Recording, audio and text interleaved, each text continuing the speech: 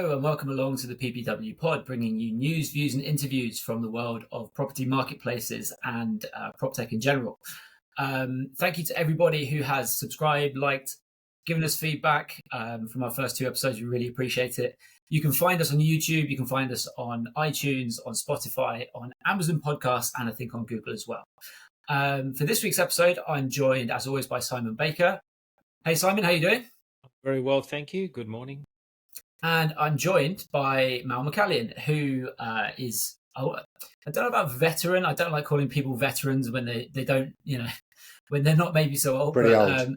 Somebody who has worked in real estate portals from a while back and who knows a lot about today's subject, which is artificial intelligence. Mal, how are you doing?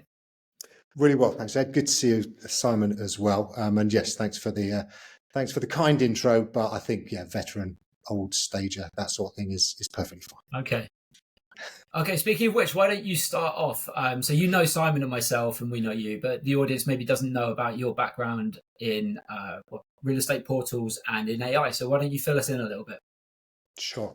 So I was lucky enough back in 2000 to be one of the team that set up a business that became primelocation.com over here in the UK. And that was great fun. We did that for 5 years and then sold it in 2005. Then I had the pleasure of working with Simon for a few years when propertyfinder.com was up and running here. And then I left that to help set up Zoopla. So I've had quite a lot of grounding in property portals, and I've always loved them and always kind of keep a good eye on what's going on. And very recently, having spent the last sort of 10 years or so consulting with startups and scale ups in the estate agent prop tech industry, I've actually launched a new business, ModelProp, that focuses on AI and helps particularly agents, but also other businesses within our sector to use it. Really, AI as a kind of concept is one of those. A lot of people think it's kind of like a product in its own. Obviously, it's much more than that. It's a technology. It's something that helps you to do stuff better and quicker, and that's very much sort of the jumping off point with ModelProp and what I'm doing right now. Okay, so you're the perfect person to talk to about today's topic. I want to start, if we can, with a bit of research that I've been doing, an article that came out recently, what portals are doing about, with AI. Every time a real estate portal has told the world via a press release or a post on LinkedIn, or just, every time that I see something with real estate portals and AI, it goes on a spreadsheet, and that spreadsheet went into that article. And the main conclusion from it was that we seem to be in a phase of experimentation where real estate portals are just trying out what they can do and what they should do with AI, right? And broadly speaking, you've got these four categories. You've got co-piloting, so helping someone doing something that they were going to do anyway. Discovery, which is an interesting one, which we'll get into, which is using AI to help users discover new property in different ways. Listing enhancement, which again, pretty interesting, using artificial intelligence to do things like floor plans, listing enhancements, virtual staging, stuff like that. And then the kind of everything else category, which includes, just making your internal processes better, I guess. Of those four categories, I know what I think, but of those four, which do you guys think might be the most important for real estate portals? We'll start with you, Simon. Well, I think they're all actually important. So then the question is, which ones get used when? And clearly, listing enhancement is the go-to one at the moment. If you think about the current listings, you're really limited by what information has been uploaded by the original source of information.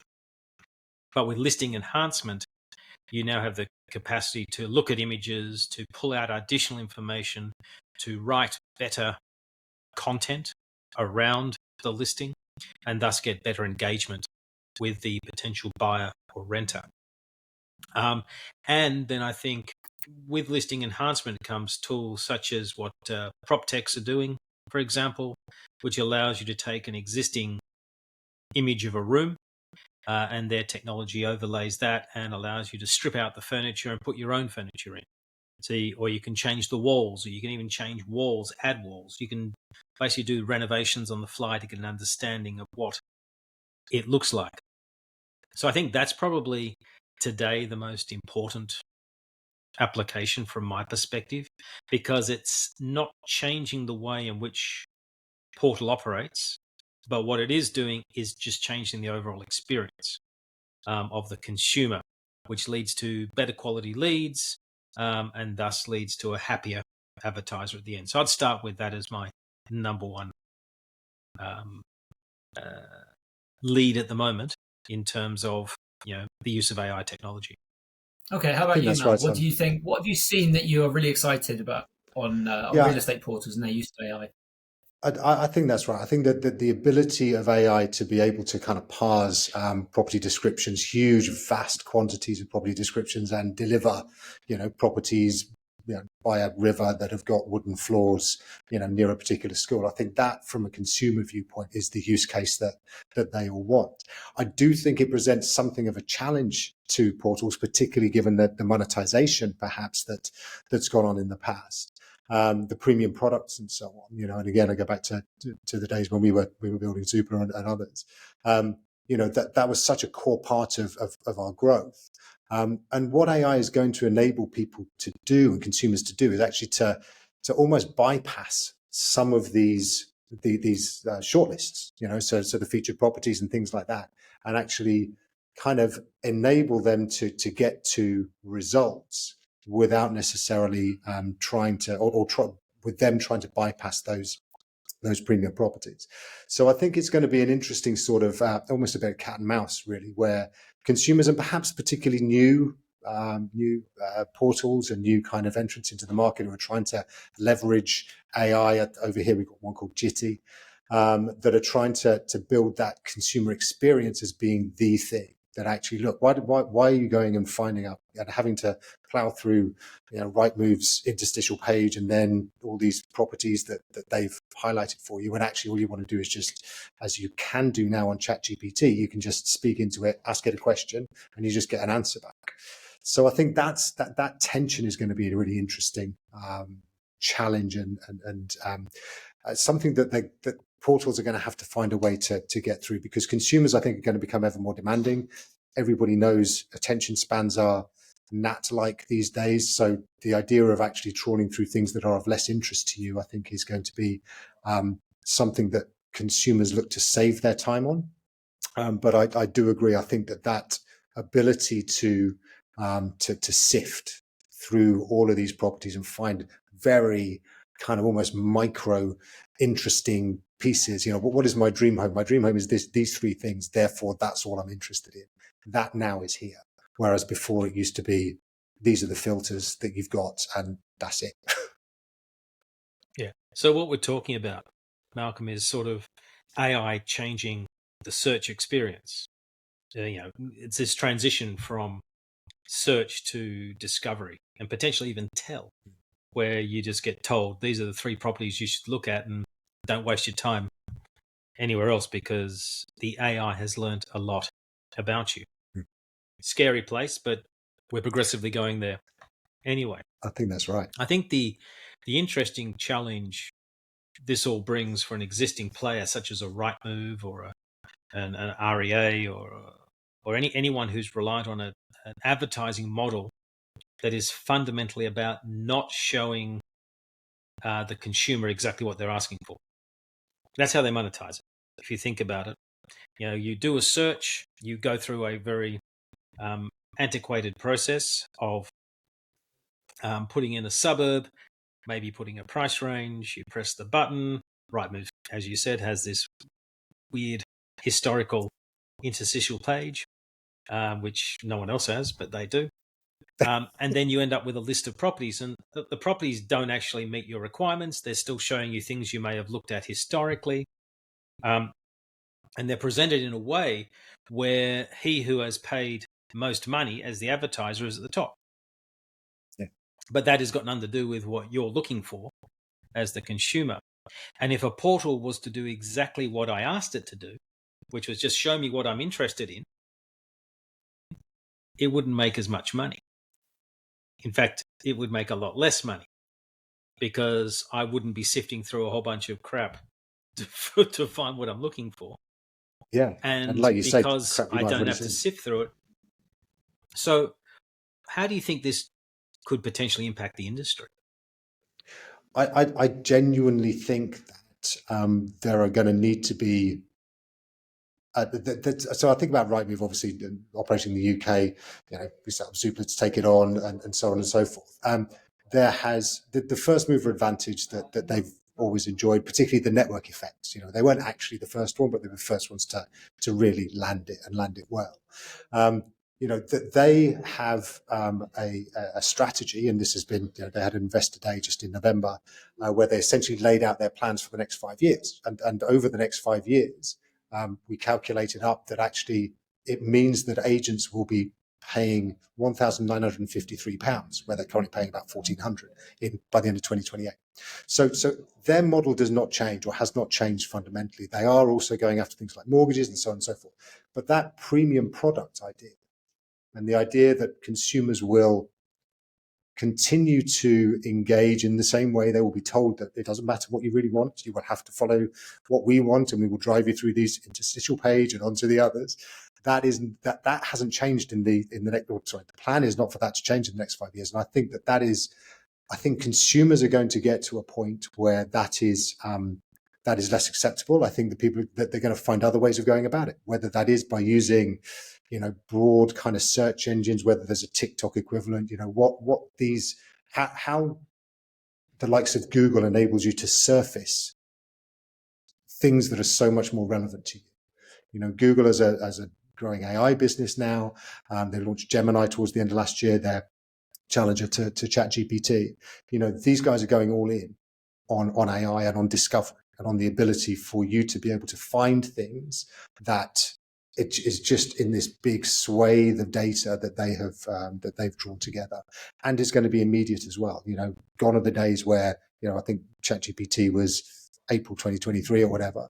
It's now going to be far more current and far more immediate. So I think that the short answer to your question is, I think portals are going to have to look a lot more at costs and using AI to try and save money.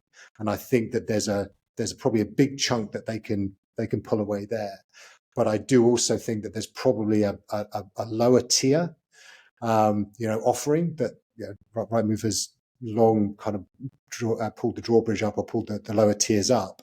I think that in order to keep some of their agents, and many who are looking at all these opportunities and so on, then there may have to be some revenue lowering alongside some significant cost savings. Okay, I want to play devil's advocate for a minute here. Part of the reason I wanted to get Mal on is because he's so enthusiastic about AI and its applications, and to be quite blunt, I'm not. I recently looked through 700 real estate portals for a study that we did back in, I think, November. And wow. The current state of what users have in front of them around the world is miles away from this future that we're talking about and that we talk about regularly at Property Portal Watch. To give you like the example that I always give people, Idealista, the market leading real estate portal here in Spain where I live, still can't show me which apartments have an oven, right? Now, in an age where we're talking about AI and you should be able to just use image recognition to say, right, there's an oven. The fact that the leading real estate portal can't do that, and I don't want to just pick on Idealista, by the way. Like I said, I looked through 700 of these, and on most of them, the user experience is a long way away from this future of search we always talk about. So I'm a bit skeptical. Not necessarily about the kind of listing enhancement stuff. I think that's good, kind of broadly speaking. I'm more skeptical about the search part of it, and specifically about natural language search. I just don't see it. I'm going to tell you why I don't see it, and I just want you to jump in and tell me why I'm wrong, basically. So for a presentation that I did at Property Portal Watch, I looked up the statistics of Google Voice Search and Amazon's Alexa, and basically they plateaued. Amazon actually lost an awful lot of money. I can't remember how many billions of dollars it lost on Alexa, basically because human beings don't really like talking to machines. There's a thing called the uncanny valley theory. I don't know if you're familiar with it. Basically, humans don't like talking to machines. I just don't think that humans will want to give this huge, very like multifaceted input to a real estate portal. And if they do, you won't, when you search on a real estate portal, you tend to just search once, right? And then it remembers what you've searched for, and it gathers behavioral data. So the actual input, the actual search, I don't think it needs fixing. Who's going to set me straight on that? Yeah. So allow me to sort of jump in, because there's two sort of distinct issues there. One is the portal's willingness to kind of back up their rhetoric with actual any kind of useful AI that they embed.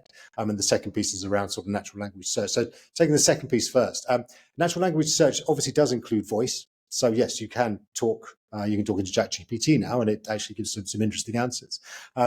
What Alexa and those kind of voice activated assistants did was one thing fine, which was the weather.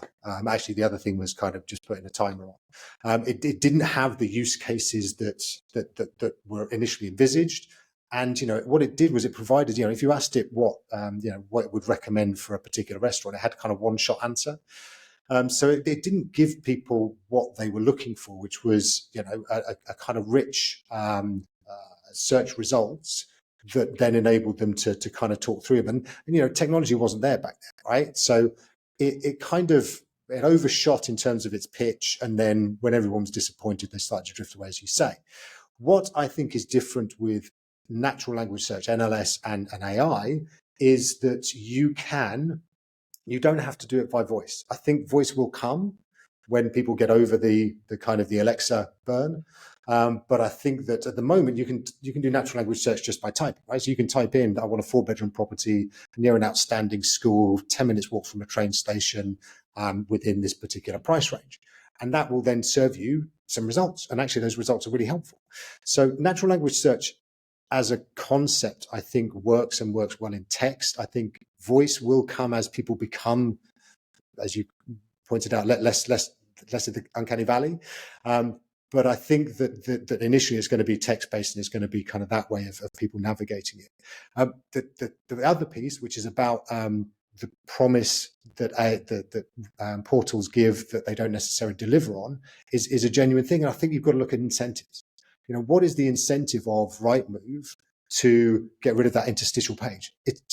All it does is just got a rotating 5 agents at the bottom that essentially it charges for. So it's got to keep it in order to maintain its 73% margin.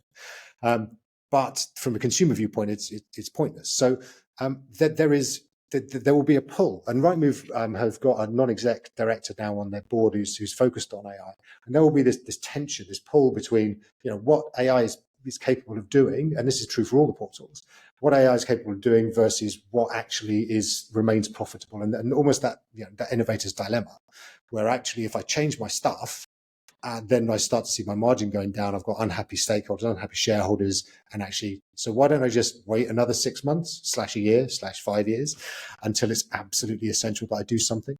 So I do think that it's very much a waiting until that tension becomes so great that actually I'm kind of pushed into it, because until then things are okay. Okay, Simon, sorry, go on. I was going to jump in. I think the concept of searching for the oven and so on, I think you'll see that's you're far more likely to see that emerge faster than things that fundamentally change the way in which people search. The other thing we have to remember is that we've spent 25 years educating millions, if not billions, of people on how to search for real estate around the world. To re-educate them to do it a different way is a non-trivial exercise. One thing was to take them from newspapers to the internet, which was an education process. Luckily, that was a consumer-led revolution rather than an agent-led revolution. The other thing to always keep in mind is real estate agents and property marketplaces are both intermediaries. They don't actually do anything more than ensure that a buyer and a seller or a renter are connected in some way. That's what a real estate agent does. That's what a portal does. We just play roles in that ecosystem. So as an intermediary, if you're the one buying property, so you're the one actually doing the buying, then you're not going to focus on the consumer side. You're just going to focus on the agent side. If you're the one who owns all the property, you're just going to focus on the consumer side and not the agent side. So what that means is that because you've got to focus on two groups, the consumer requirements, but also the agent requirements. And there's, as Malcolm said, there will be this continuous tension between the two. And at the end of the day, when you've got to feed people, keep the power and the lights on, we know which side usually wins in that argument. And that is the side of the person who's paying the bills, which is okay. You bring up you get to another point that I wanted to challenge Mal on, because I think I'm going to disagree with him here as well. I tend to think that with this AI, I don't know, evolution, revolution, whatever you want to call it, I tend to think that agents are going to be the ones to lose out. I tend to think that, AI is going to take away more of what they have traditionally done than it will take away from what real estate portals have traditionally done. I tend to think the portals will take on more of those roles. I imagine, Mal, you think that agents will, you kind of think the other way. Would I be right? Yeah, actually, and absolutely right. I think that portals obviously have got their kind of the challenges. I think what we're going to see, there's a problem in other. If you look on Amazon, for example, right now, fake listings is a huge issue. So I think there are going to be some things that are sale property portals that they really need to be mindful of, and this will be at a kind of macro level. Trust is going to be a huge problem. Digital only communications are going to see such a problem this year. Particularly, we've got elections in the US, we've got UK, we've got EU, India, various other places. So the motivation for bad actors to just throw this tsunami of fake information at us is going to be quite significant, I think. As a result of that, we as consumers and obviously buyers and sellers as well are going to be looking around for and trying to find brands they can trust. Okay, I think there's going to be this almost like filter that everybody's got to put over their eyes every time they read something that is online. And so if it's from a source that I can't see and I don't know the human involved, and I think that is going to play into the hands of independent quality estate agents, not necessarily all agents, those that have perhaps been around for quite a while, they've maintained perhaps a presence in their high streets, etc. And they are in a position, I think, to be able to provide additional services that perhaps they didn't before. Okay, so if I am in an area and I want to find out what the best local restaurant is, or what the best florist is, or whatever, then that is not necessarily something that a portal is going to solve for me, because I don't know that they necessarily know my area that well. But I do know that Brecon and Brecon down the road have been in the area 76 years. Those guys are going to be able to help me. So, for example, if one was to create an AI assistant for that particular agent that knew all of their stuff, agents have got data and information and knowledge that is off the scale expertise, hyper local. So I think if agents are able to turn towards that and lean in towards their expertise that under normal circumstances they only get to show, at bookends, when people are moving into the area and people moving out of the area, if they can leverage that expertise during the fallow years, as I always think of them, between moves, I think they've got a real opportunity to be something of a kind of community resource. And that then enables them to kind of leverage more and more activity at the ends where people are moving to and fro. So I don't think that it's going to suck all of the activity and all the expertise and the AI up into portals. I think it's going to change. And I think this is what happens with all kind of different technologies as they come through. And Simon, you're right to mention the sort of the magazines and the newspapers that were, immovable until they weren't. Everybody did newspapers and everybody advertised in the magazines, and then they didn't. So I do think that there's going to be this kind of change over the next few years where people are going to be looking around for brands they trust. The portals and those that are digital only or digital first are going to have some challenges that are different challenges that haven't faced before. And trust is going to be the most important currency online. I think you've got to work damn hard to make sure that what you are producing, what you are sending out is right, is correct. You are sifting through all of that data, etc. So that, I think, is going to be the big challenge. I think it's going to provide opportunities for agents. I don't think that necessarily means that portals are going to change or suck up even more. I think that there's going to be a real sort of specialization, I guess, where a lot of portals are going to be going, right, well, we've got all this data and we're able to do some really funky things with it. But agents are like, well, actually, we've got different data that we've never shared with the portals. You can OCR, optical character recognition, can now go back through all of those dusty old filing cabinets in basements that agents have had forever, and can digitize all of those records from pre-2000, pre-95, and provide agents with this digital resource and digital data that is unique and exclusive and proprietary.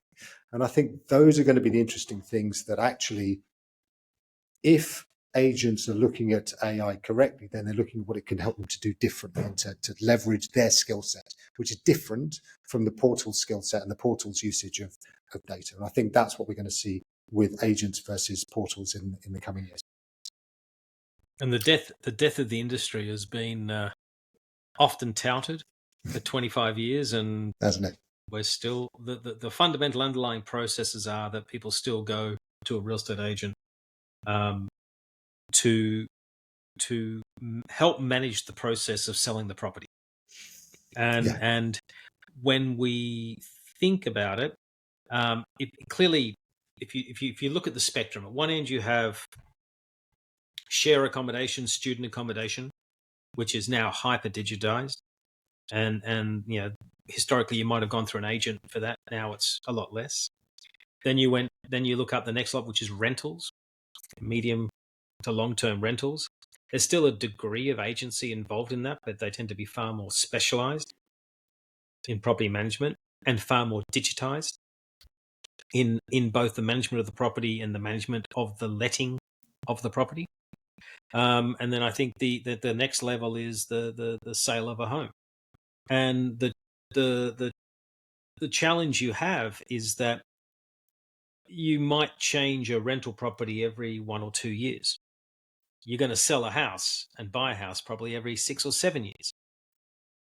And it's going to be your biggest asset, which means the one you're scared most about getting it wrong, because that's where you have the majority of your wealth tied up.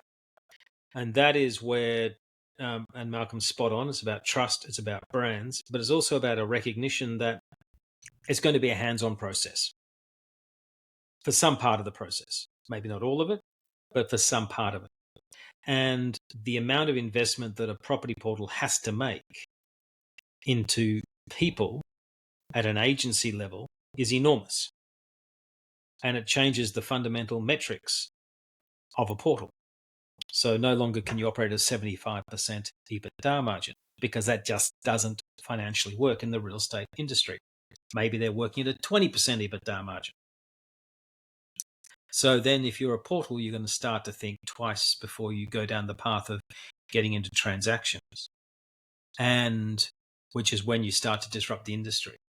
And what we've seen in other markets like Southeast Asia and Latin America, where the industry is highly fragmented, the agency industry is highly fragmented, far less professional, far less regulated, and portals can't make money from the sale of advertising, that's when the portals and transactions merge, or portals in the industry merge. And you have these tech-enabled brokerages. And that's where they are making good progress. But what they are really, when you strip it all back, is that they are real estate agents who have really embraced technology to help take away the majority of the non-productive work that they have to do. And that's where AI is going to make that a lot more efficient and effective. But you'll still have to sit there, eyeball the person who's going to make sure they've got money and give them comfort from the buy side or the sell side that this is the right transaction to do. so you can collect the commission. So I don't think it's going to be the death of the industry driven by AI. I just think it's going to be enabled to allow then agents to spend more time doing their job and building brand and a brand trust. Okay, I so think the human side is the interesting bit. So machines are going to enable humans to do more human stuff. And that I think is going to be quite exciting. Okay, well, that's definitely going to be one of the questions that will come up again and again and again. It always comes up again and again and again at Property Portal Watch conferences. No one really knows the answer. We'll probably be here all day talking about it. So to end, what we like to do, what we're trying to do with guests is Simon and I regularly have people come up to us at Property Portal Watch, and they will sometimes completely unsolicited give us their, big hot take about the industry or some really fun anecdote from the industry. And we want to start getting those and putting them out there. So Mal, is there any hot take or great anecdote that you've got that you think our audience might find interesting or insightful or funny? So obviously I can't talk about my time working with Simon because he's right there. No, in terms of... Because it wasn't interesting or funny. Because that was interesting and funny. Too much to talk about in terms of anecdotes, mate. Just thinking about... I can go back to the start of Zoopla, when we were kind of really sort of flailing around is the wrong phrase because we obviously had a plan, we obviously had a strategy, but it was so powerful the way that we were able to introduce this AVM, so the automated valuation model, as the differentiator, and actually stole a bit of a march on Rightmove as a result of that. So thinking about your audience and kind of how we were able to get to that kind of number 2 status, and when Rightmove had been around for forever, that was all about finding that one thing that consumers really, really, really loved, and it was part of their decision making. It was taking it back to just a little bit earlier in the process than anything else. So what I'd kind of say is, look, if you're looking for how to kind of deal with AI and how to make your portal really focused on the next sort of 5-10 years, it's about finding the applications of AI that are really going to chime with what consumers are looking for. Certainly search and discovery is one way of doing that, but it's not unique.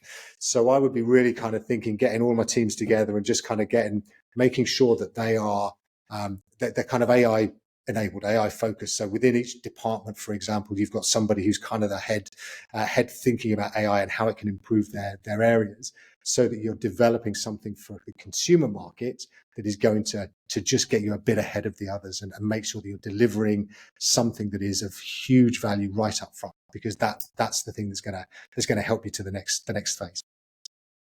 Okay, interesting. By the way, did you say Zoopla leaned on the AVM to gain a march on Rightmove? I've heard that story somewhere else, the other side of the Atlantic. Were you, I don't want to say copying Zillow, but were you inspired by Zillow in any way to do that? Inspired is a great word. Also, the Z at the beginning of our name, perhaps had something to do with it as well. But we did look across it, and I think that's important as well. There are great operators and ideas from all over the world, and I know Property Portal Watch is a great place to come and to hear most of them.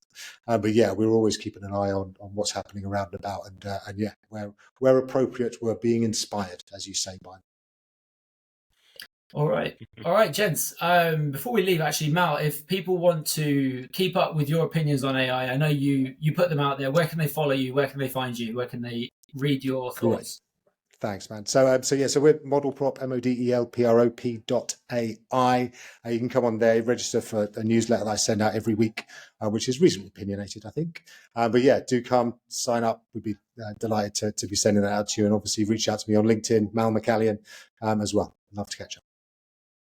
All right, guys. We've had a very small crack at a very big subject. I'm sure AI will come up again in this podcast. Until it does, Simon, Mal, thank you for joining me. Okay. A real pleasure. Thank you very much, guys. And Mal, great to see you again. You too, Simon. Take care. Cheers, guys. Bye. Thanks.